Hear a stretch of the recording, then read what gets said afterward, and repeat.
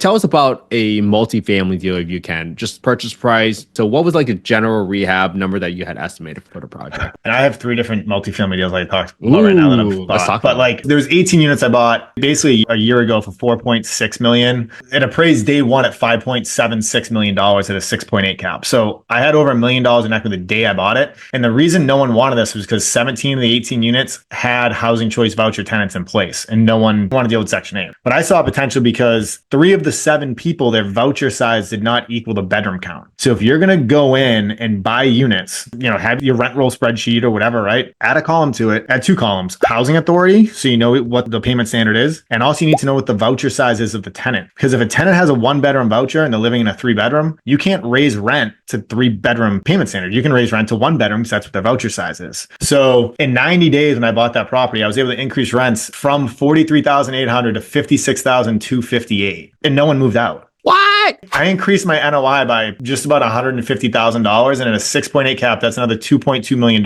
in added value. So in 90 days, I added like $3.2 million in value in these buildings from doing rent increases. So before you can get a rent increase, we had to go in there and fix like deferred maintenance items from the inspectors and stuff. So it was a lot of like work up front to go in there and do what we had to do. And this is the same building that I'm getting free heating systems, free windows, free insulation. So like not only did I increase value like that, but I'm also getting brand new stuff put in. Like we're getting probably $250,000 worth of work done for free. This was the first deal I ever partnered with anyone on too. So I brought in $1.2 million for the down payment from investors like buddies of mine. They own 49% and I own 51% of the deal. We did a cost segregation study and we depreciated just under $1 million year 1 too. So not only is there $3 million in basically equity that we forced here, there's also $500,000 we each took in losses first year, which is wild, right? And then I bought another 8-unit deal for 1.7 in July, and I'm master leasing that building out to an organization called Father Bills in Mainspring, and they pay based off the fair market rents set by HUD. So I used all those numbers. We're going in, we're renovating the units, they're filling the units, and they pay me 100% of the rent, direct deposit every single month. There's no tenant portion of rents to collect. They have case managers that work with all the tenants there. I don't deal with the tenants, I deal with the case managers. If there's ever an issue, they lease another 2-unit building from me, and I haven't had issues since they've been there in 3 years, not one. So I don't have to pay for property management. But yeah, I mean, so this property here, 8 units, 1.7 million, increasing rents. The existing rents are about $175,000 a year. I'm pushing those to $250,000 a year at a valued at a 6.5 cap. So that's another 1.1 million in value that I'm adding by leasing this to that organization. And then I'll refinance with non-recourse Fannie Freddie debt, 12 months next July. I'll pull all my money out and I'll go do it again. I got another 8-unit building I talked about too that I bought in August that I'm renovating and turning and all that stuff too. So I'm buying these 8-unit and under buildings, and I've kind of found a nice like niche doing that. And I feel like I'm learning that model and getting pretty good at it at this point. I mean, it just opens you up to so much more better debt you can get too when you get over 5+ unit buildings. Okay, welcome to another episode of Affordable Housing and Real Estate Investing. Guys, today I got Mike on the podcast today. He's done Section 8 for single family. He's just moved on to multifamily. And when you want to listen to this guy's journey, oh, it's going to be so good. I mean, when you think about in markets such as Massachusetts, sometimes you don't think you can cash flow in expensive markets like Boston and the areas outside of it. But this guy figured it out. And that's why I'm so pumped to bring on Mike. Mike, how are you doing today, man? I'm doing good. I'm going to try to match your energy, but I don't know if I can do it. I'll match your energy with hopefully like passion for real estate. Hopefully that will come through. So, dude, I love this stuff. And I love people that are doing this, especially in affordable housing, more than anything. And this podcast, like I was telling you before we started recording, man, I've been able to meet some of the most amazing people with the best hearts because of this podcast. And I'm so grateful you're coming onto the podcast today because, man, without people like you, I would have never had the home I grew up in. And the fact that you're doing in Massachusetts, where I grew up, right in the heart of Chinatown in Boston, it means even more to me. So first of all, thank you so much for what you do, man. Seriously. Yeah, I mean, a lot of people, what I do with Section 8 is talked about like, oh, you can make so much money and this profit. But when you think about it, being able to supply housing for people that need it and provide stability in housing for people, like when you think about children especially, right? Or just people in general, what's the most important thing in their life? And it's stability, right? And I think for a kid, it's like stability with family is probably number one. And number two, stability with housing, knowing like where you're sleeping, where you're getting off the bus, like you can have the same friends, you jumping from town to town, to city, you getting evicted, like that can really affect the child.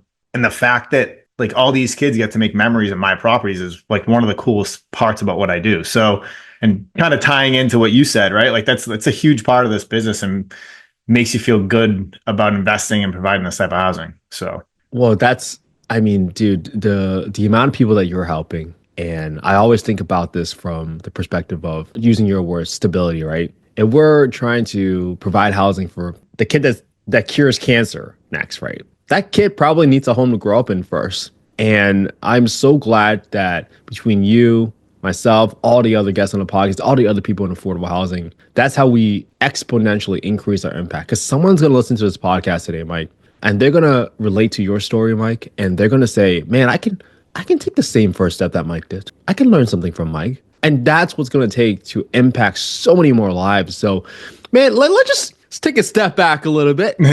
Mike, how did you even get into affordable housing in the first place? I went to UMass Amherst and I studied landscape architecture and I got out of school. It was 2009. I started my own business right out of college because in 2009, the economy was really bad. So everyone was getting fired, laid off. There was really no jobs in the landscape architecture space. So I just started my own company and grinded. And eventually I always knew I wanted to get into real estate. So I started reading books, going to meetups, and the first property I did was a flip. And I went through that, did a lot of the work myself, flipped the property, ended up making 60 grand on it. It was the most stressful 6 months of my life. It was like, but I thought when I made 60 grand, it was great, right? So I bought 2 condos with it as rentals. I was renovating them. And then tax season came and I was like, oh, wow. Like I need to pay tax on that 60 grand. Like I can't like make 60 grand and then just spend it immediately on more real estate and have it all wash out. And my accountant's like, no, it's not how it works. And I was like, okay. So I was in debt with the government for 20 grand and that was terrible because I had no money. And when I started doing this, I had no money. Like I had my landscape design business and that paid the bills, but I wasn't like flush with cash. I didn't come from money. Like I didn't have anything. Right. And I'll get into how I got into affordable housing. But so after that, I discovered the BRRRR method. I kind of developed that myself because before it wasn't really like a very popular topic. You couldn't just listen to any podcast and have somebody talking about it. Right. There really weren't podcasts. So I taught myself that. I bothered the mortgage broker that I did a ton of deals with a lot, like every day, learning about how to structure the settlement statement at purchase and all types of stuff so that you could refinance and get the most money back. So it wasn't until probably like my third single family project, probably like a year or two after that, where I listed the property online and I think it was on like Zillow or something. And I got a response back from a woman named Jody. She actually still lives with me today at the same property. And she was like, hey, do you accept Section 8? I was like, I don't even know what Section 8 is. And she's like, oh, well, like she explained it to me a little bit, gave me her housing worker's number. I called her housing worker, talked to her. I was like, yeah, you know what? Like, I'll give it a shot. Like, it sounds good. So I was getting $1,800 a month. And this was probably like 8 years ago or so. And I'm getting $3,675 right now. And her tenant portion of rent has never changed because of my rent increases. I just increased rent to what the payment standard is that's released by the housing authority, right? So like the government sets the fair market rents like HUD, and then the housing authorities pay a percentage of what HUD states, right? So this one housing authority pays 120% of what the HUD numbers are, and that's called their payment standard. And I get that every year, and whatever it is, that's what I do a rent increase to, and it is what it is, right? The government's setting my rents for me, and I never charge any more than that because then I'd put an additional burden on the tenant, and I'm not doing that, right? And that her tenant portion of rent's always just been up to 40% of her income in rent and utilities. So what if the rent goes up $300? Like if her income didn't go up 300, if had no change, like her tenant portion of rent's not going to be affected, right? So that's one of the good parts about this business too, just from like a financial standpoint is, you can increase your rents and maximize your rents and not put an additional burden on the tenant. And the tenant doesn't necessarily care that you're going up in the rent because there's no additional burden to them. And if you're a good landlord and you have a good property and you're providing a good product and a good place for them to live, then, everybody's happy. So Jody's great. Like you can go over there, you can eat off the floors. Like she's just amazing. So, well, Mike, I don't want people to miss that point because I know you went a little fast there, but I really want people to understand. One, you got this property rented out for $1,800. And earlier, and I want to say it back to you, make sure I got it right. Or so let's say Jody was making $1,000 a month. So 40% of that would be $400. So at that point in time, she was paying 400 and the government was paying 1,400 to make up to the 1,800. Now you're Yeah. saying the rent is up to 3,600. If Jody never got a pay increase, and she still only made $1,000 a month, she's still only paying $400, even though the rent has gone up to 3,600 because the government is paying the difference. Did I get that right? Yeah, if you round the numbers up, because like Yeah. they have a whole process of how they determine their income too, right? So if she's making $1,000 a month, there's a lot of deductions. Like if she has kids, there's child deductions, there's health deductions if they're in any way like disabled or anything, right? So all these other expenses kind of come off of that thousand first. So if she was making $1,000 a month, I would bet her tenant share is probably zero. But like, yeah, to like keep math like very simple, right? Like, yeah, that's exactly basically how it works. So And that's how you can tell that this guy knows what he's talking about, because most people would have let that example slide, but he decided to clarify it for all you guys because there are all these deductions. And that's, between the tenant and the housing authority and how they actually carry out that calculation so that they can determine what the tenant responsibility is for the rent. So this is great. I didn't want people to miss that fact. It's because sometimes when people say, oh, you're a landlord, you're just going to keep raising the rent. Not in this scenario. You don't have that, if I can even use the word guilt of raising rents, because the government is actually coming in and filling the gap. So keep going, Mike. I know I kind of paused you there, but I wanted to make no, sure people 100%. caught that. And what I see too from from landlords that rent to market tenants, like they never go up in their rent because a landlord's largest single expense is tenant turnover, right? Like by far, tenant turnover. Like if you're turning a unit, it's going to cost you $5 to $7 grand, like going in, painting, doing whatever you're going to do, right? And then you're missing a month of rent, right? So say that's $3,000. It's almost $10,000 it's going to cost you to turn a unit. Then all the work you have to go in, you have to list it, you have to interview people, you have to go through their applications, you have to call.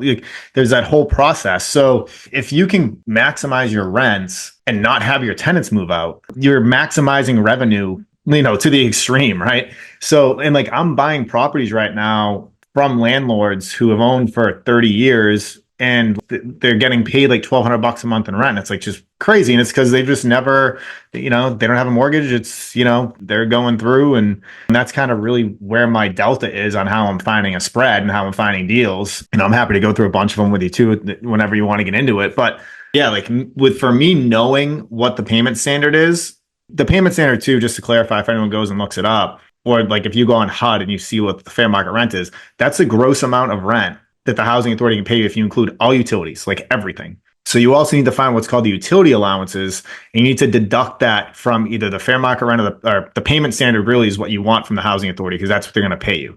The HUD is a good ballpark what you could potentially get paid if you're like analyzing a market.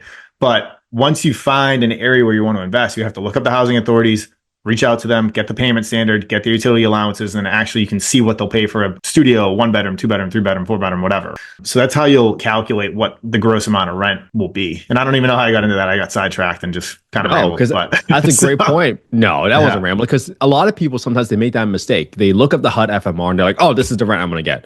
But they never think about, one, whether the rent is reasonable. They never think about whether or not they are going to cover utilities. And if they don't cover utilities, they never look up the housing authority. They never even bother to Google like Boston Housing Authority 2024 payment standards, because you have to deduct the utility allowances because they just think, oh, this is the rent I'm going to get. I was like, do you know how much your electricity is going to cost? Because you are so far off. And that's the difference between cash flowing on a deal versus losing money on a deal. And I'm so glad you called that out. So maybe if I were to ask you a little bit, Mike, I want to kind of set the stage here because obviously you're an expert in this space. Maybe at a high level, what do you think it takes to be successful in affordable housing? Any sort of principles you operate by that you can kind of share with the audience today? So the biggest thing that I hear, right, like when I go to real estate meetups or something, I feel like it's the biggest thing with Section 8. It's like people are going to destroy your property, right? Like they're going to trash it. And it's like, well, no, like I've had market tenants trash my places before. The units I just bought, a lot of it was market tenants and they've trashed the units. Like it has nothing to do with if someone has a voucher or not a voucher. It's the person. So like the biggest thing, I think being a landlord in general, and this is Section 8, not Section 8, just being a landlord in general, you need to really go through the application process and make sure, one, they're not lying about anything on it. Because like the number one thing that people lie to me about is landlord references. If they're getting evicted or they don't have a good relationship, they'll put their brother, sister, aunt, uncle, cousin, Facebook friend. I've talked to all of them, right? So like, and I have a very good way to get into it, like how I go through, like, so you figure that out. You make sure they're not lying, one. And then especially with Section 8 tenants, what I've seen, and this is really what I do, so I don't want to kind of generalize, but again, it's like, okay, do you have pets? Yes, I have a pet. What kind of pet is it? Oh, we have a mixed breed dog. Okay, what kind of dog? And she's like, oh, it's a mixed breed. And then it's like, okay, and yeah, you can ask you to send you a picture or whatever. But and then it's like, okay, is anyone else living with you that's not on the voucher, right? Is there, because my standard tenant across my portfolio is a single mom with a few kids, right? So is there a guy living with you? If there is, just tell me. I want to know like who's living at my property, right? That's it. Those are kind of the biggest things. So what I do, and it's just like across my portfolio, it's an absolute non-starter, is I do in-property inspections of their existing unit before they move into my unit. And that is a non-starter across my entire portfolio, because how they live at their existing residence now is how they're going to live at your property. So if you rent to a tenant who trashes your unit, you're a bad landlord, in my opinion, because you didn't properly go through your tenant's rental application. Because if you went to their property that they live now, and it's right on my rental application too, that we conduct in-unit inspections. Are you okay with that? Yes or no? Because I know not every landlord does this and most people don't. And it's just something I have standard, because if I walk in their unit now and it's clean and it's nice, that's how they're going to have my unit, right? Because I've been fooled before, and trust me, I've almost rented to somebody. I went to their unit. I was like, holy cow, right? Or they said, oh yeah, we have a mixed breed dog. And I go there and there's like a kennel full of pit bulls outside. And I was like, okay, well, that's not one mixed breed dog. You have 5 pit bulls and a kennel outside. Like that, you're lying to me, right? Like don't lie to me on your application. So those are really the biggest thing. I also asked for a copy of their most recent utility bill, because I've had people before, and this actually happened with a market tenant, right? Nothing to do with affordable housing or Section 8, move into one of my units. It was in like November, and she never transferred any of the utilities into her name. And then I said, like, and after a month, I'm like, hey, can you transfer utilities? She's like, oh, okay, yeah, I'll get to it. Then after another month, I realized she was playing a game with me. And then she's like, well, you can't shut them off. It's winter. And I was like, oh, okay. So like, this is like what you do. So eventually she moved out. And then I learned like, okay, well, I'm looking at their most recent utility bill, because if they have with Eversource, right, in Massachusetts, if they have an Eversource bill that's outstanding or 3 months back, they need to pay that before they can put utilities in a new place in their name. So if they're not paying the utility bills, they're going to move into your place and not be able to put them into your name. And then you're going to be paying the utilities, and then they could pull the whole thing that you can't shut off my power, so just something to kind of look for that I've kind of learned over the years. And it's really, all this stuff is really standard across a market tenant or a Section 8 tenant. But that for me, I think, is just success as a landlord in general. Every property you own is a business. And I think this analogy is kind of good. Tell me if I'm wrong, but every property is a business, and your tenant is managing and running your business for you. So think about any other business that you would own. Would you, the first person that walked in, like, all right, you're hired, like, when can you start? Like, no, you'd go through and you make sure that they're like fit to manage your business. So it's the same exact thing with my properties. I go in, I go through the rental application, I make sure they're not lying to me, I make sure they're a good fit, and I do an inspection at their existing property, and I check their utility allowance. And if you pass everything, you're hired, right? Because I want someone to live there forever, treat my property great, be a good person. I feel like I'm a great landlord, and we have a great relationship. And then once they move in, that property just runs like clockwork. It's extremely simple. If there's ever issues, I say, hey, shoot me a video. They send me a video of the problem. I send it to my plumber, my electrician, my maintenance person. They go there, they fix it immediately. They send me a bill and I pay them. Like, it's a very simple process to being a landlord and doing it correctly. And if you put a bad tenant in place because you're lazy with your rental application up front, like, you're going to have a very bad time being a landlord and probably not want to buy a lot of property. So, I mean, it's just those basic principles about preparation is the key to success. I mean, this situation, if you do the upfront work, you spend a little bit more effort than most other folks. You screen the tenant well. And obviously, I imagine you're creating a beautiful product, a beautiful home with above average finishes so that the people can feel proud and that they have dignity in where they live. I think that's so important. So I loved how you hit on one, screening the tenants, because just like every business, using your words, you don't sell to every customer. You have to qualify those leads. You don't just sell anything and everything to everybody. This doesn't work that way. Now, when you started on this Section 8 journey, right, how did you go about building your team? Because that's really one of the biggest hurdles for folks, right? One is, what market do I choose? How do I know if it's a deal, quote unquote? After I get the deal, how do I find a good people so they don't scam me? What kind of lessons have you learned that you can share during the early Yeah, well, part I of your guess career? finding my team up front. So going into the first real estate meetup that I went to, like I remember pulling up to it. It was a Bailey Surf and Turf in Wareham. And I pulled up, I'd read a few books on real estate. So I kind of knew a little bit of the lingo. I was probably like 24, 25, and I was sitting in my car in the parking lot and I was like, I don't want to go in. I was like nervous. I was like, these people are going to laugh at me. Like, why am I going to go in here? I don't know anything. Like, am I really going to do real estate? And I was like terrified to go in. And I was like, screw it. And I just like went in. And like that night changed my life because I met my hard money lender, Elliot Schneider from Signature Lending, who does lending locally in Massachusetts. Amazing guy. Like he's a really good friend. We get lunch all the time. He's great. And I also met another guy, Jim, who was a realtor and he was an investor. I talked to him and I was like, look, like I need to latch on to him because he's doing what I want to do. I remember I got home. I was talking to my wife about my girlfriend at the time, my wife now. And I was like all pumped up and amped up. And then the next morning, I was working for my landscape design business. And I was like, you know what? Like, I'm going to send Jim an email. So I sent him an email and I said, hey, Jim, so nice to meet you. Like, I want to add value to you in any way possible. Like, do you need help with your properties? I'll work for you nights and weekends, whatever. I just want to learn from you. And because I eventually want to be where you're at. And he responded to my email and he said, what are you doing at noon today? And I was like, dude, you tell me. So he had like 2 or 3 properties in like an area, Wareham, that he was renovating. I went over there and he was showing me everything. He's like, look, like this is what we're doing here. And he was flipping at the time. And he was asking me like what I thought things cost. And I was completely wrong. And I told him, I was like, look, I want to buy rentals. I don't want to flip. And he's like, well, I got a flip coming up. And that's how I got my first flip, was walking into that meetup that night. And he's like, well, I got a flip coming up the street. I can't buy it myself because I'm the broker on it. But if you want it, I don't think there's going to be a lot of competition on it. So it was a bank REO. So I ended up buying, and that's how my entire real estate process. And then I was like, because I didn't have that feel like, how do I get the money to buy this flip? I was like, oh no, I met Elliot. He'll lend me the money. That's not a hurdle. Like I can do this, right? And then it was like, well, how am I going to pay for the rehab? And then I had no money. And I was like, I'm going to slam it on my credit cards.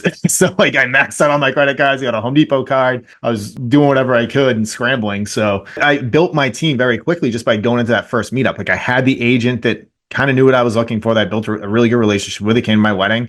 I had Elliot who lent me money, right? Which are 2 big hurdles.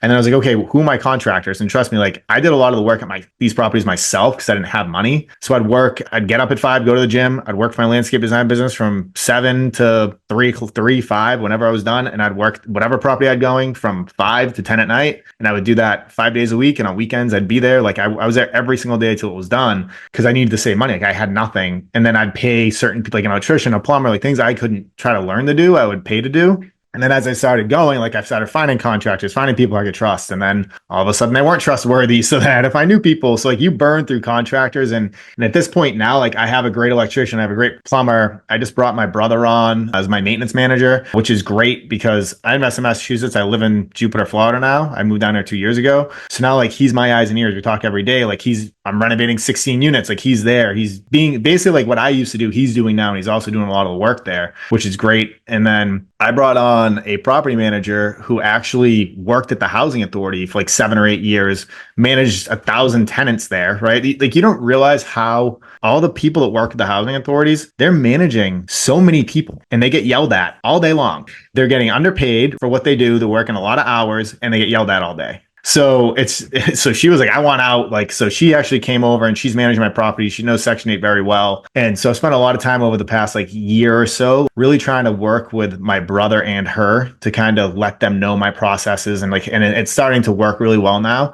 There were some growing pains, but I think your team definitely evolves over time because you're going to learn, you're going to meet people, think you can trust them, and then you're not going to be able to trust them. You're going to meet contractors that are really good, and then all of a sudden their prices are going to double and they're not going to be good anymore. There were so many gems in there, Mike, from one, teaching people, you got to take that first step. You got to go to that meetup. You never know who you're going to meet. Could you go there and meet nobody? I doubt it. I really doubt it. Most folks that I meet at real estate meetups have been super friendly. And I think that's what's so great about affordable housing, because generally most people want to help you out. And the way you built your team, I really love how you probably got some of your contractors from your realtor, and eventually you cycle through them and you figure out who works and who doesn't work. And then most importantly, you found a property manager who's helping oversee your units from the housing authority. And I tell people this all the time, Mike. I say, guys, folks at housing authorities, they're overworked, they're understaffed, they're getting yelled at all day, just like you said.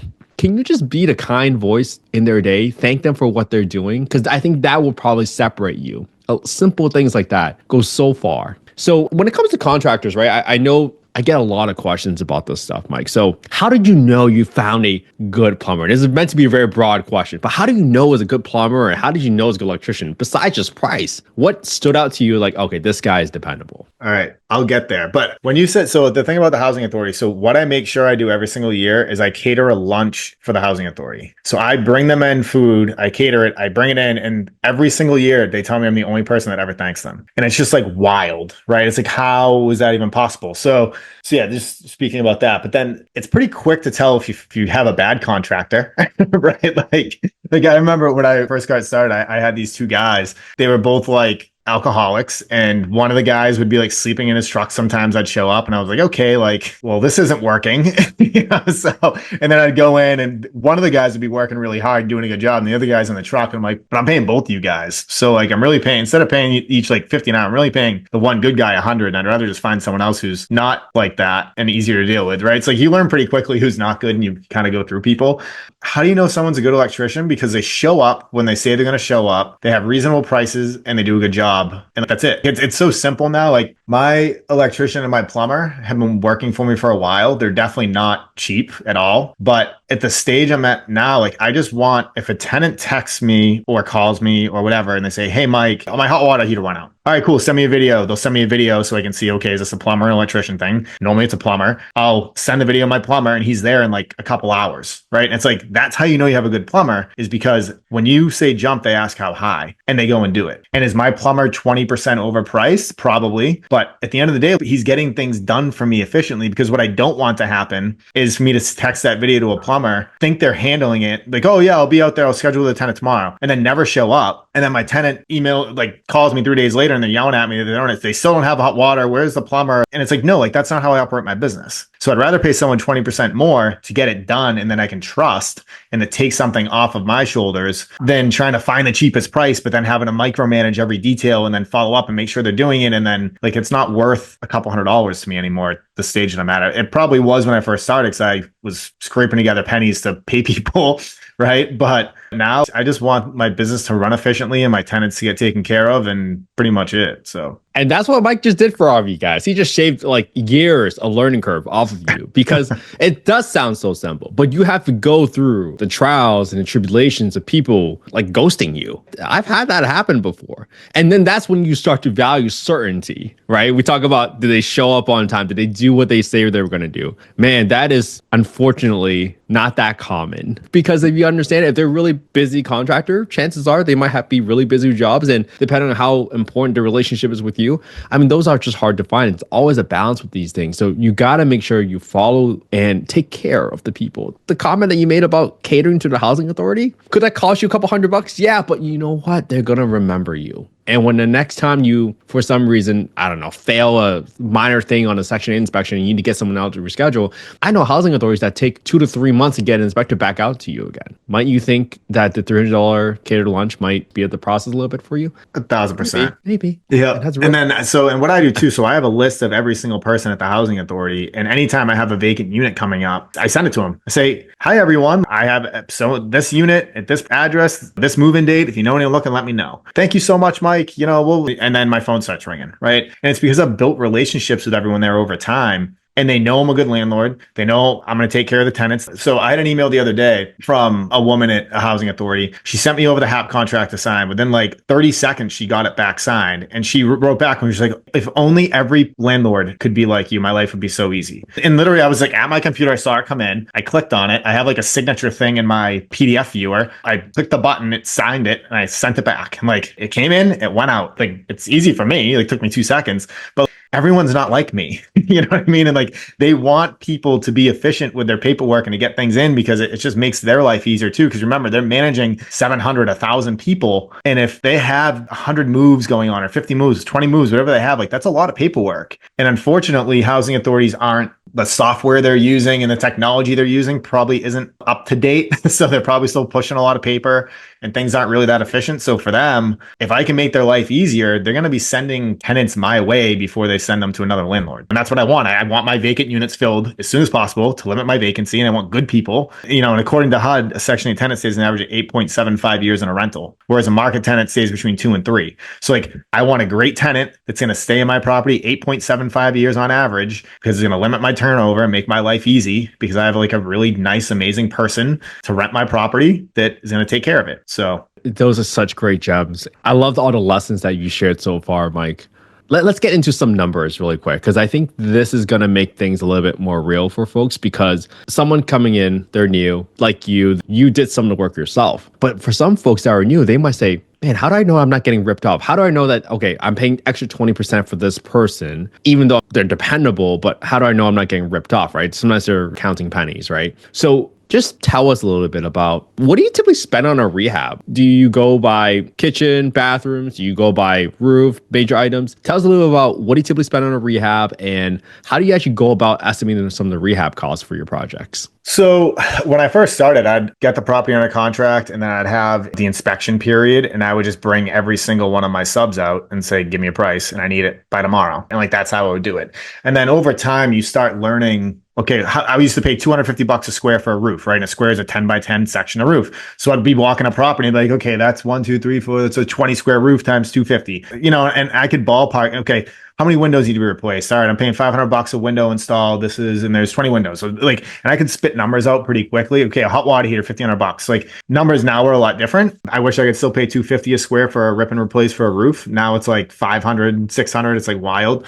But you'll learn these things over time. It doesn't, like, I know it now because I've been doing it 11 years and I have $22 million in real estate. Like, I've learned it over time, right? But when you're first getting started, you're meeting contractors, you're going real estate meetups, you're learning who, like, okay, this guy's flipping houses, who do you use? And then you learn who he's using, and maybe you end up using one of his people because the other people burn you or something, who knows, right? But the more people you can network with that are actually doing deals in your area at these real estate meetups, and like getting a good investor friendly agent that has contacts. And then you really just need to leverage other people. Go look at properties. You have an inspection period. Bring everyone there. Like, I never hired like a property inspector. I brought my subs with me to walk through the property and give me a number on what it takes to fix. I don't really care what's broken. I care what it's going to cost to fix it, so I can properly analyze deals and make sure I'm buying a good deal. Because if you get into a deal and you think a rehab's going to be 30 grand and it's 100, you're underwater really quick, and hopefully you have a really good W-2 job that pays you to cover that. Because if not, I don't know where you're getting the money from. So, and another thing is too, like, now, like, I've been really working hard with my brother because he's trying to like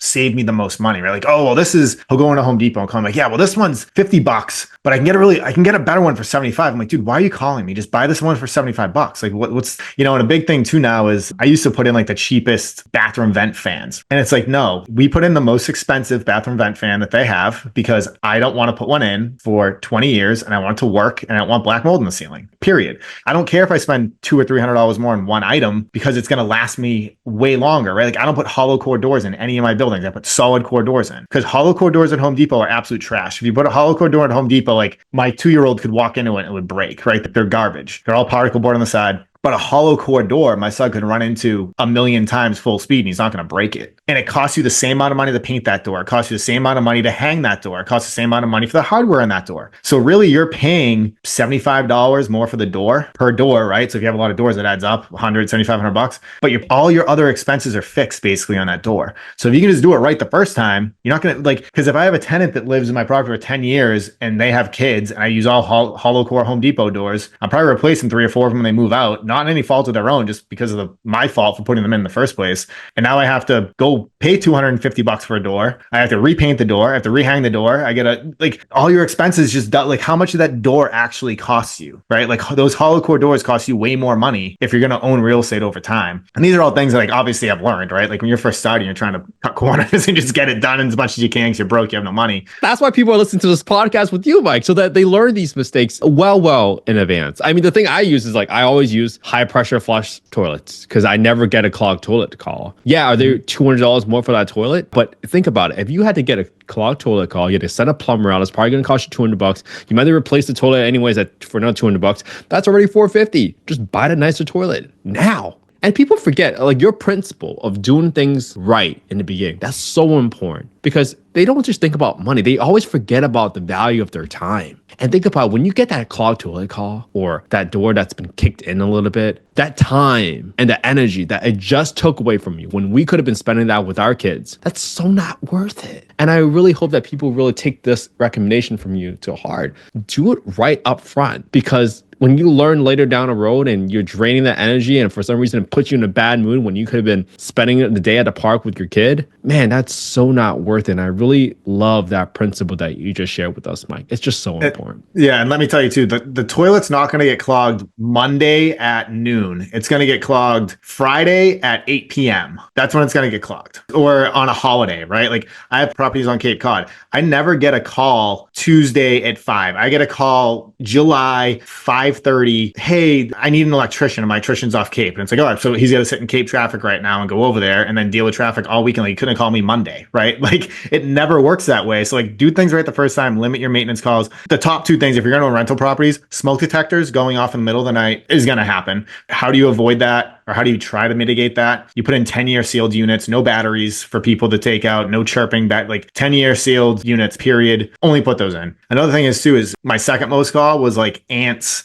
I saw a mouse, or it's like, dude, there's mice in every property in the United States. It's just whether or not you know they're there or not, right? Like I have at my house in Florida, I have an outdoor kitchen, and I found like mouse droppings on my countertop because like I cook on it and they're trying to get into the grill to eat like the scrape, like whatever. So I put mouse traps up there and I caught them, right? So I have mice at my house. Like it's not like oh, you're a slumlord, you have mice. It's like, no, there's mice everywhere, right? So, and there's ants everywhere. There's bees nested. So I paid $350 a year for pest services, and I give the tenants the phone number of the pest company. So you can call them 365 days a year and have them here every single day. It will not cost me an extra penny. So if that's what you want to do, do it. This is here for you, for your service. They come quarterly. They'll spray the outside. They'll call you to try to set up an interior appointment. But this is for you. If you have a mouse, call them. If you have ants, call them. If you have bees, call them. And like, I limit that call. I get no calls about that because I pay $350 a year per property, and I carry that in my numbers. And it's a great service too. Like people will come and they're like, oh, you have pest services? Like, that's amazing. You know, I used to deal with the X, Y, and Z at my last property. He's like, yeah, it's part of your rent. And they're like, oh, wow, it's amazing. It's like, yeah, it is amazing.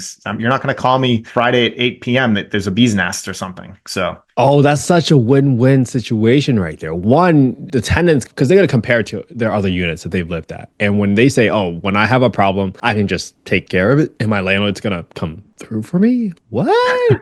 This is so refreshing.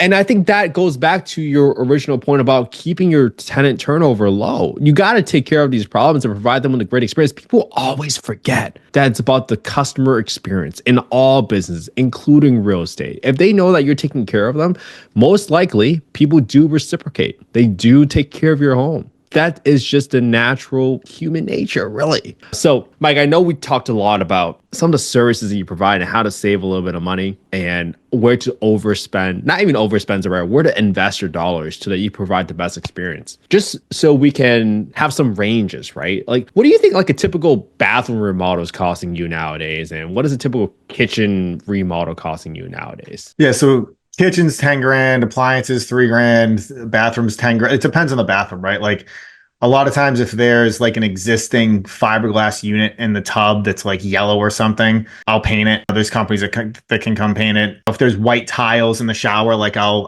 epoxy paint all those white and they'll look beautiful. And, you know, so there's different things you can do. I mean, if the bathroom's real bad, I'm going to go in and rip it out and I'm going to put in a fiberglass unit anyways. I'm not going to tile it because like for what I do, I want something that's going to last the longest and be the least amount of maintenance. So for me, like that's a really good product. If I had high-end rentals in downtown Boston, like, yeah, I'd be ripping it out and doing like a high-end bathroom, right? Because that's like what my competition has, right? But I do all like glue down vinyl plank floors. I do not do interlocking floors anymore. I will not install them in my properties because the locking systems will eventually break and they fail and then it's a nightmare. So I do all like high-end 20 mil wear layer product. And then if there's an issue, you peel it up, you put another one down. It looks really nice. Like I don't put in cheap product. It's really nice product, but it's going to last. And then from a maintenance standpoint with turnover, right? Like that's where my mind always goes. Is like, okay, if I turn this unit in 8 years, like what am I going to have to do? And how can I do things now correctly? So I'm not going to have to rip out all the floors, right? Like I bought an 8 unit in Plymouth, Massachusetts, and there was 2 layers of subfloor, linoleum roll down, and then there was carpet on top of it. I ripped all of it out because there's hardwood floors at the very bottom of that. And I'm sanding, I have to patch the floors, I have to sand refinish. So I could just replace the carpet and been done with it. And then just between tenants, replace the carpet. But I'm like, no, like I want those hardwood floors. Those hardwood floors are the best product you can have in a rental period because they'll last forever. And then I pay people like $1 a foot to go in and sand and recoat between tenants, right? So I pay $1 a foot for brand new floors. And if I ever go to sell it, I can sand and recoat and it's going to look like brand new floors again. So go back to your question. If I have a single family house, I mean, a single family is going to cost me 60 to 80. Well, it really depends. Right. But generally like 60 to 80 grand to rehab a single family house, depending on the square footage. If you're going to fully gut and remodel a property, like I was spending about $100 a square foot for a full gut. So $100 a foot times whatever size the building was, right? But if you're doing more cosmetic, it really depends. The units I'm buying now, I'm spending between 12 and 20K a unit to renovate. And then there's obviously the exterior, but there's a really cool thing with if you're investing in Massachusetts and if you're investing wherever, right? Like there's energy efficiency programs in every state. So every time I buy a property, I call Mass Save and Mass Save comes out and you can get mini splits put in if you're renting to affordable tenants up to $10,000 for a free mini split put in your units. So if you have like electric heat in there and they're like older, or if you have an older oil heating system and you buy a property, go in there. If it still works, great. Rent it out, call Mass Save, have them come in. 3-6 months later, you get a brand new electric heat pump system installed for free in your unit just because you're renting to a tenant that makes under 60% of the area median income. And my buddies own a company, C2S Energy, little plug for people in Massachusetts, they want to get it done. But like the buildings I just bought, there's a multifamily program called LEAN, LEAN, multifamily program that's energy efficiency. So if you go over 5 units, that's like the step up. In 18 units I purchased, I'm getting brand new triple pane windows installed. So like 100 triple pane windows for free, $0. All brand new heating systems for free, $0. They insulated the exterior of the building for me because the buildings I'm buying they're like where the pilgrims live, right? Like they're old buildings. So they're going in and insulating the outside. They're the sill in the basement. They're doing all of this stuff for free because I rent to affordable tenants. Whatever this guy is selling, he just made you that times way, way more. I just want to make sure I acknowledge that. Well, Mike, for all these programs in Massachusetts, do you typically engage a contractor like your friend that you mentioned and they'll handle all the application process, or how do people actually get access to those programs? Yeah. So, I mean, these Kyle and Tony, I actually met them at a real estate meetup. I was on a back of a napkin showing them what the BRRRR method was and showing them how I buy real estate. And they have like 100 units in Massachusetts right now too, in like the Fall River, New Bedford area, because that's where they're from. That's where the business is out of. But Tony worked for Mass Save as an energy auditor. That's what he did. And then he was like, hey, we like talked to his buddy Tony, like we should start the company that actually does the work. And then they did it. And they have like a really big company. I'm like super proud of them. But so like that's what they do. So anytime I buy a property now, I just send it to them and then they run it through and they do all the paperwork. They have people that do it and then they do all the work. So like in all this work, so all these windows and heating systems, all this stuff, like the biggest part is I don't have to manage it. I don't have to go get 3 quotes from contractors. I don't have to do anything. I put the paperwork in. I mean, it took like a year. I mean, we're waiting on the windows to come in now. And then again, I don't know if we're going to wait till the spring to install them or not, but it takes about a year. Like it's not a fast process, right? But at the end of the day, like they're dealing with it. I know it's going to get done and it's free. And I don't have to manage them, right? Like it's amazing. So, and the thing is, like if I was renting to all market tenants, none of this stuff would apply. Like I couldn't use any of these programs.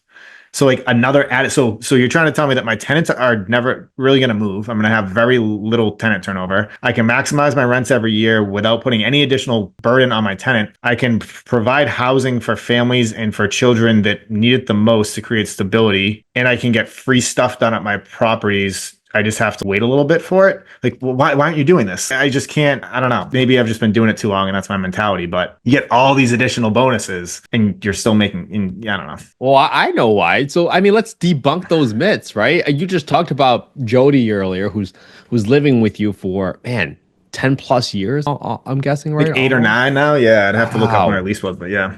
So help me debunk these myths. Cause sometimes when I bring up affordable housing and Section 8, all people think about is guns, drugs, drama. What has been your experience with your Section 8 tenants? Like, are they all amazing like Jody? What has been your experience so far? There's good and bad Section 8 tenants, just like there's good and bad market tenants, right? Like every person that has gun or sells drugs doesn't have a voucher, right? Like that's just insane to think that. So like I think people have that mentality because generally that happens in lower income areas and sometimes that's where people live. But like with the housing choice voucher, like someone can get a voucher and live wherever they want as long as the rent is at or below the payment standards set by that housing authority.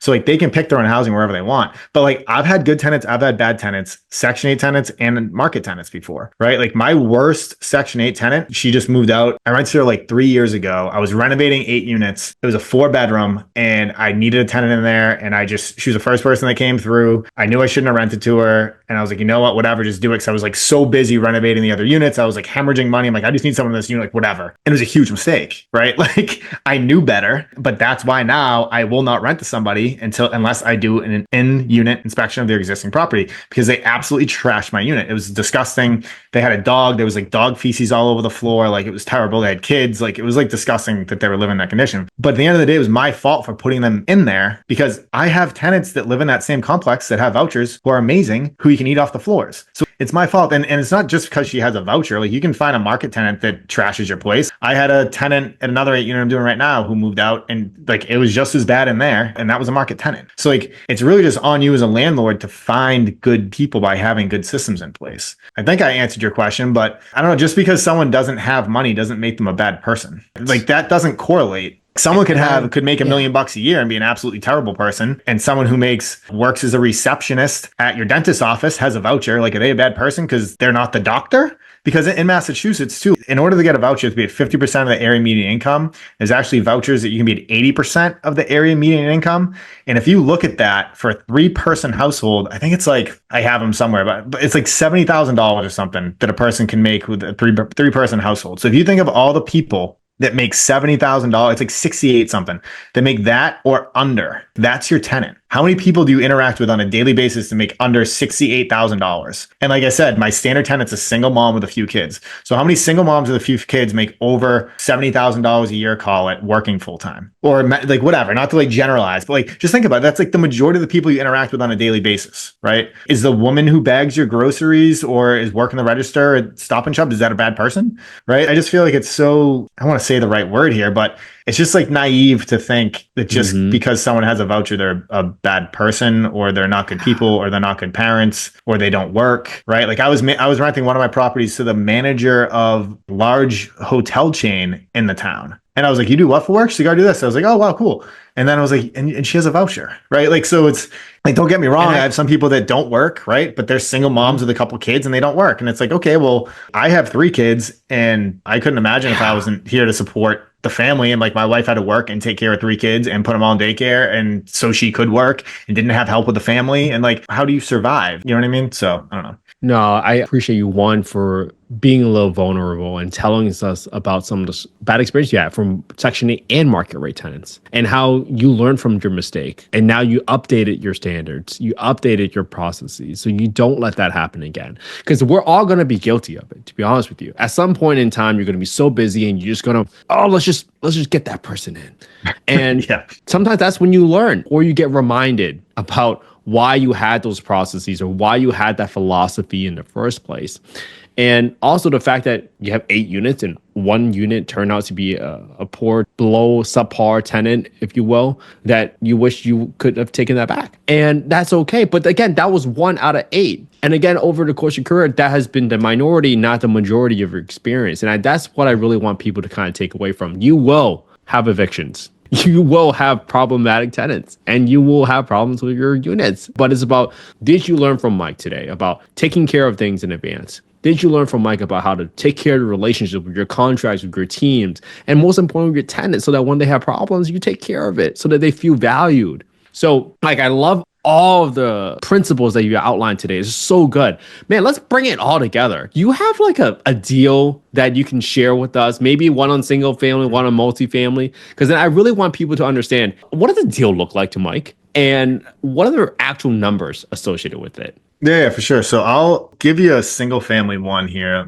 So this was a property in Wareham, Massachusetts. It was a single family. I bought it from a guy who goes to auctions. I started going to auctions and I realized that I would rather just pay someone 10 grand for the contract than go to these auctions and have them get canceled and spend all my time. So he gave me a call. It was a 3-bed for $215,000. I bought it from him. I renovated. I put probably $65,000 into it. I ended up redoing the basement as well because I had egress out of the basement. So I took it from a 3-bedroom to a 4-bedroom, which is great. So my tenant Jody referred me somebody that she knew, and she moved in here and she still lives there now. She's amazing. You can eat off the floor. She's a great person. So I ended up getting a new loan at $314,000. So I got hard money on this. My hard money lender, Elliot, we did so many deals together. He lent me 100% of the deal. So it's great. I'll just be out kind of like closing costs. So let's see, it appraised for $425,000. I originally was projecting. So like I have my 2022 numbers here. I was doing $900 a month on that one once it was refinanced with a new loan. And that was in 2022. In 2024, I'm cash flowing $1,520 a month just from rent increases. So, and that's on one single family property. I love it. And So how much did you spend on rehab on that property to convert the basement and make it yeah, it work? was a few years ago. It was between like 60 and 80, I want to say. If I ended up if I bought it for 215, my new loan was 314, it's 100 grand. I know I took all my money out of here, so I probably have 20K in closing costs and stuff, probably another 30 grand in hard money, so it's 50. Yeah, it was probably like 50, 60K for the rehab there. Wow, nice little perfect burr for you right there. Yeah. I love it. And for him, like for the guy, like it didn't make sense for him as a flip, right? And he had a ton going on. So he got this, he made 10 grand off selling me the paper because he knew I would close because he knows Elliot too. So I ended up buying it from him. He made 10 grand for just having an accepted offer through the foreclosure. And then I bought it. And so it was good for him. It was good for me. And if he was a buy and hold investor, he would have never have sold this to me. So if you can add value, if you can add bedrooms without removing the living room, right? Or like removing actual living space, that's how you can increase values pretty substantially too. So if this is a 3-bedroom, like I wouldn't be cash flowing 15, 20 a month. I mean, I'd still be cash flowing over $1,000 a month, which is great. But just if you could add bedrooms and have them be nice bedrooms that aren't tiny, right? In Massachusetts, it has to be a minimum of 7 feet wide by 10, so a minimum of 70 square feet. So if you have one of those, that's okay. But if all your bedrooms are 7 by 10, like you're gonna have a hard time finding a tenant for that property. Right. Especially you have single moms and look for storage for the kids stuff. I mean, the space really matters, guys. Don't just shortcut that. But I love how you highlighted that piece, Mike. Being able to creatively look at a property different than a flipper, right? Because in this scenario, you said, hey, I got an egress down in a basement. I can add another bedroom pretty easily. I mean, that's what it takes for you to be a successful investor. You have to look at these properties a little differently than what other people might think, and take what you learned from Mike earlier in terms of looking up the payment standards, going to HUD's website, get a general understanding of the market. What is the rent increase from a 3-bed to a 4-bed? Is it a big jump? If it's a big jump, there might be opportunities in that market that other people might not have been aware of, but you are aware because you listened to this podcast and you heard from Mike today, right? Yeah. That's what's so important about listening to this podcast, educating yourself, learning from someone that like Mike who has done it a few times, frankly. All right, thank you for sharing that example on single family. Mike, I want to ask you, because you've gone to multifamily now. I mean, how did you decide to make that leap? So I didn't really have a choice, to be honest, because what happened was in my market right now, like single family market's kind of priced out because what happened during COVID, like everything's just taken off. It's wild, right? So what I started doing was I started really looking at, okay, what is my price per unit, right? With a single family, I was all in for 315 for a 4-bedroom. So I was like, can I lower that with multifamily? So I started really looking, and I'm buying properties now for like $250,000 a door for 3 bedrooms, and I can get $3,047 for rent. So like those numbers work all day long, and I can renovate them for $12,000 to $20,000 a unit as opposed to $60,000 to $80,000, right? So like it's just economies of scale, right? And in the markets I invest in, multifamily is desirable for Section 8 tenants. If you look across like the United States, if say you go and buy an 8-unit property in an area of town where it's surrounded by single family rentals that are all at or below the payment standard, and there's a lot available, put yourself in the shoes of the potential tenant you're going to be renting to. Like if you have all 2-bedroom units and there's 2-bedroom houses right down the street that it is at or below the payment standard, you're gonna have a really hard time finding someone with a voucher to rent your multifamily. Because if I was a single mom with a kid and I had a dog or something, I'm gonna go rent that single family a stone's throw from your multifamily all day long. I don't want to be in a multifamily, right?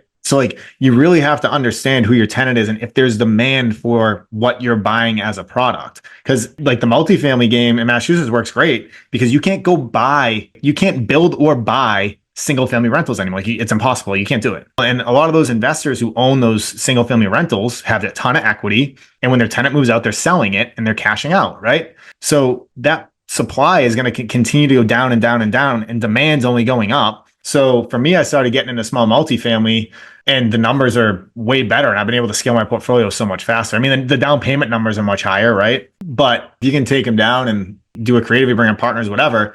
You can scale your portfolio pretty quickly and still like I'm cash flowing over $1,000 a unit with stuff I buy right now. So, and like, if it's not cash flowing $1,000 a unit, I'm not going to buy it. Okay. I want to get into the numbers for this, but I love how you call it out that it's always market dependent, right? If you're in a market, let's say I know Birmingham, Alabama really well. There's a ton of single family Section 8 rentals there. So for you to go and buy a small multifamily, that puts you at a significant disadvantage because there's an abundance of Section 8 single family homes. So don't make that mistake in that market. But in a market like Massachusetts, where Mike is talking about, there's a way less single family rentals. So you got a little bit of hedge there, right? Some downside protection there.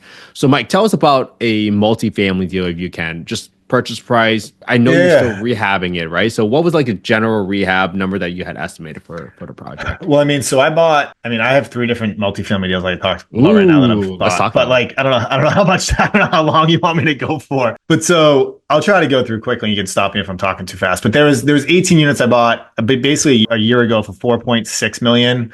And it was brought to me by a broker I didn't know. And how the commercial space works, if anyone's listening doesn't realize this, is that like a commercial broker, their job for multifamily is to network with people like me all day long, people that own bigger units, because when they go to sell, they want them to list it. They send it to their email list, their contacts, their people they know that can close, and they double side the commission, and they close the deal. Like that's how the commercial industry works, right? If you see a property on LoopNet or if a broker is reaching out to you about a deal, it's because they couldn't sell it quickly to the investors that they already know. So this is brought to me by a broker I didn't know because I had bought 8 units before, which showed me that no one else wanted this deal. It appraised day one at $5.76 million at a 6.8 cap. So I had over $1 million in equity the day I bought it.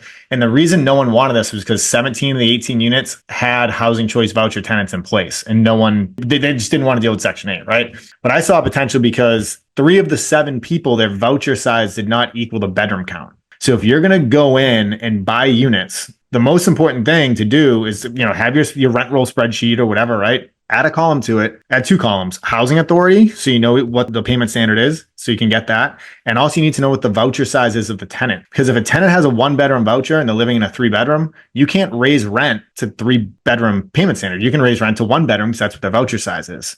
So if someone's in a 1-bedroom, like hopefully there's another 1-bedroom in the area that you can move them into or something, right? But you're going to have to turn that tenant if you want to maximize the revenue for your building. So in 90 days, when I bought that property, I was able to increase rents from 43,800 to 56,258 in 90 days from sending rent increases in, and no one moved out. So like, think what? Right, guys, pay attention to this. I increased my NOI by just about $150,000, and at a 6.8 cap, that's another $2.2 million in added value. So in 90 days, I added $3.2 million in value in these buildings from doing rent increases. Did you guys all listening just learn how to make $2 million? I just want to make sure. I want to make sure I call that out. All right. You guys are getting a ton of value from this podcast with Mike. That's all I got to say. Keep going, Mike. What was did you have to renovate any of the units or anything like that? Well, so before you can get a rent increase, we had to go in there and fix like deferred maintenance items from the inspectors and stuff. So it was a lot of like work up front to go in there and do what we had to do. And this is the same building that I'm getting free heating systems, free windows, free insulation. So like, not only did I increase value like that, but I'm also getting brand new stuff put in, right? Which is just wild.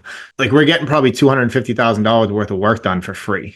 This was the first deal I ever partnered with anyone on too. So I brought in $1.2 million for the down payment from investors like buddies of mine. They own 49% and I own 51% of the deal. We did a cost segregation study and we depreciated just under $1 million year 1, 2. So not only is there $3 million in basically equity that we forced here, there's also $500,000 we each took in losses the first year, which is wild, right? So I want to stop Mike from saying the word wild. And this out of pure respect for you, Mike, because I think some people listening right now are going to say, Mike's just lucky. This doesn't happen anymore. And that's the reason I disagree with Mike saying wild. It's because for the folks that are listening right now, and you've chosen to stick to this podcast this long, listen to Mike's stories. When you are doing things that other people aren't doing, and when you're spending additional time investing in the education for yourself by listening to someone like Mike, you're not entitled to these type of opportunities, but you certainly position yourself in a position where you are open, and now you have the eye to spot things and opportunities like this because of what Mike just did. So this isn't wild. This is you putting in the work. For the listeners that are listening to this podcast around, this is you putting in the work, investing in yourself for the education so that you can build the skills to learn from someone like Mike. So next time you see another opportunity like this where everybody's scared of Section 8 vouchers or housing choice vouchers to a unit, you're going to take what you just learned from Mike. You're going to do the same thing, adding those two columns, figure out what housing authority and what the voucher size is, and figure out, wow, this landlord didn't raise rents for so long. And that's why it's no longer wild. It's because everybody has been doing the work, listening to this podcast and learning from someone like Mike.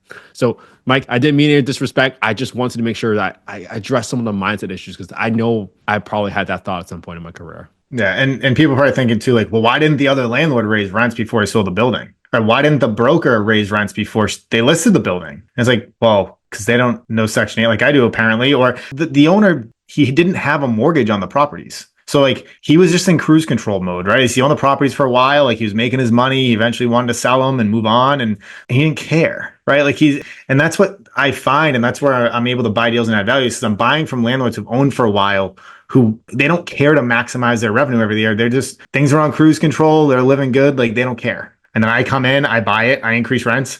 And now I'm on cruise control and I'm living, you know what I mean? It's like, and then I bought another 8-unit deal for 1.7 in July, and I'm master leasing that building out to an organization called Father Bills in Mainspring. And they pay based off the fair market rents set by HUD. So I used all those numbers. We're going in, we're renovating the units. They're filling the units and they pay me 100% of the rent, direct deposit every single month. There's no tenant portion of rents to collect. They have case managers that work with all the tenants there. I don't deal with the tenants. I deal with the case managers. If there's ever an issue, they lease another 2-unit building from me. And I haven't had issues since they've been there in 3 years, not one. So I don't have to pay for property management. So let me summarize that. So you bought an 8-unit, you leased that thing to a nonprofit organization. The nonprofit organization does their own screening. They manage their oown tenants. You don't have to pay property management expenses. You're just responsible for the maintenance, I'm assuming, just not property management. Correct. Yeah. I mean, they'll do like light stuff. Like if there's like something like, or they need to tighten a screw in a door, like they'll do stuff like that. But if there's like plumbing, electric, other maintenance stuff, like they'll let me know. But like they're going to have my brother's phone number and they're going to call him. And, you know, as the existing tenants turn, we renovate, and they've filled 2 units so far to the 8. I'll work on this property like 6-8 hours a year. And my brother will just field calls, go there, do stuff, and I'll just pay people when he needs to get paid. And that's about it. But yeah, I mean, so this property here, 8 units, 1.7 million, increasing rents. The existing rents are about $175,000 a year. I'm pushing those to $250,000 a year at a valued at a 6.5 cap. So that's another 1.1 million in value that I'm adding by leasing this to that organization. And then I'll refinance with non-recourse Fannie Freddie debt. 12 months next July, I'll pull all my money out and I'll go do it again. So I got another 8-unit building I talked about too that I bought in August that I'm renovating and turning and all that stuff too. So I'm buying these 8-unit and under buildings, and I've kind of found a nice like niche doing that. And I feel like I'm learning that model and getting pretty good at it at this point. I mean, it just opens you up to so much more better debt you can get too when you get over 5+ unit buildings. So yeah, and I love the way you're adding value to these multifamily properties because, right, everybody just needs to understand for every dollar net operating income you're adding to the bottom line, I mean, that increases the value of the property exponentially. It's not a single family home where you're basing that value based on another comparable sold property on the block. It's very different, but you, as the owner of the business, gets to control so much aspect of it, from just the cost to saving, getting windows and insulation for free. Mind blown, by the way. And you get to increase rents, but also continue to provide a great experience for your residents. I mean, this has been so wonderful. I'm like, I know we're getting towards time, but there's a question I always ask every person that comes on a podcast. And the genesis behind this question is, people have told me that, hey, you can't solve for affordable housing. You hear about the affordable housing crisis all the time, but I disagree. I think that every guest that comes on a podcast is another piece to the puzzle. And I view that all the gems that you dropped today were so many more pieces to the puzzle. So, Mike, why do you think affordable housing, particularly the lack of supply of affordable housing, is like so hard to solve for? Well, it's hard because there's so much red tape that is involved with constructing new housing. It's kind of funny to me when like towns say they want affordable housing, but then they're not changing their zoning laws to allow it to be built. Right? It's like, we need more rentals. It's like, okay, well, you just increased the lot coverage ratio or like the square footage per lot. And why don't you cut that in half? So instead of having 60,000 square foot lots, you have 10,000 square foot lots and allow people to, oh, well, we can't do that. And it's like, okay, well, then you don't want to build more housing. It's like so simple, right? And it's crazy too, because like just where I'm at one housing authority, there's an 8 to 11 year wait list right now for someone to get a voucher. And the waitlist isn't even open. So if that waitlist was always open, would that be 20 years? Right? Like how long would that be? And these people that go in that need a voucher, they need help now. They don't need help in 8 to 11 years. They need help now because they can't afford life, right? Like that's why they're in there, is because they need help. And then you tell someone it's 8 to 11 years before they can get help. And then when they get help, they have 60 days to go find a landlord like me that will accept their voucher. And if you don't, you can get an extension. But then if you still can't find anything, you lose it and you go to the bottom of the wait list after waiting that long for a voucher. Like that's insane. Everything comes down to supply and demand. So if you want to fix the problem, there's clearly demand, but there's a supply issue. So cities, states, municipalities need to fix, like it's their issue. They need either more funding, they need to hire more people, they need to change zoning laws. Like that's how you fix the problem. Because even if, so say all those 2,000 people, or you open up the wait list and there's 2,000 people you give a voucher to, there's not 2,000 units in the town that they could go live in. So it needs to equal. Supply and demand need to be equal in order to fix the problem. And there's just not enough weight on the supply issue, I guess, if I answered your question. You did. I mean, I've definitely heard that side, and that is definitely a piece of the puzzle. Absolutely, for sure. I mean, you talked about 8 to 11 years here in San Diego, where I live now, and it's 12 to 15 years for a housing choice voucher. Last time I went back to Boston and I talked to a housing authority, I won't use their name, just a little bit north of Boston, 20 years for a housing choice voucher. How is that even possible? I don't know. It's just so crazy. Like how much money do we spend on like wars not in America? All that money, but there's this huge problem in the United States. Why don't you fix this first? Like I just can't wrap my head around like, oh, we don't have enough money. It's like you do have money. You just don't want to spend it here. You want to spend it somewhere else. Right. And it's just so frustrating. It's like, so going back to my wild thing, it's just wild to me. I don't know. Well, Mike, man, thank you so much for coming on the podcast today. You dropped so many gems. You made things real. You helped me debunk some myths. I know I said in the beginning, but man, I'm so grateful for you, man. Thank you so much for what you do. Without people like you, I would have never had the home I grew up in. I'm so grateful, man. If people want to find out more about you or follow you, where can they get in touch with you, man? So I'm on Instagram, Facebook at section 8, the number 8, done right. And then I also have a course where I teach people how to do this too, section8doneright.com. You can check it out there. Very affordable, I think, in my opinion. So much less than what other people are charging. So I actually care to help people. So yeah, that's how you can find me. Reach out. I'll check my DMs all the time. Happy to help. All right, guys, make sure you follow Section 8 Done Right and reach out to Mike, blow up his inbox. And Mike, I can't wait to bring you back onto the podcast at some point, talk about how your deals are doing in a year from now. I think that would be super cool to kind of bring you back on, man. Yeah, absolutely. I love it. I appreciate you for having me on. Yeah, all right. Sounds good. And we are out.